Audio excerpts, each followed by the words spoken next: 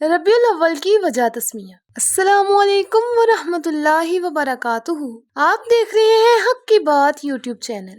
امید ہے آپ سب خیریت سے ہوں گے۔ ماہ ربیع الاول بے حد متبرک اور فضیلت والا مہینہ ہے۔ اس کا شمار اسلامی مہینوں میں تیسرا ہے۔ ربیع الاول کی وجہ تسمیہ یہ بیان کی جاتی ہے کہ جب ابتدا میں اس کا نام رکھا گیا تو اس وقت موسم ربیع کی ابتدا تھی۔ یہ مہینہ خیرات و برکات اور سعادتوں کا منبع ہے، کیونکہ اس مہینے کی 12ویں تاریخ کو اللہ تعالیٰ نے اپنے فضل و کرم سے رحمت للعالمین احمد مجتبی حضرت محمد صلی اللہ علیہ وآلہ وسلم کو پیدا فرما کر اپنے نعمتوں کی بارش برسائی۔ اسی ماہ کی 10ویں تاریخ کو محبوب کبریا صلی اللہ علیہ وآلہ وسلم نے ام المومنین حضرت سیدہ خدیجہ الکبریٰ رضی اللہ تعالی عنہا سے نکاح فرمایا، اسی لیے اس ماہ کو دوسرے مہینوں پر خصوصی فضیلت حاصل ہے۔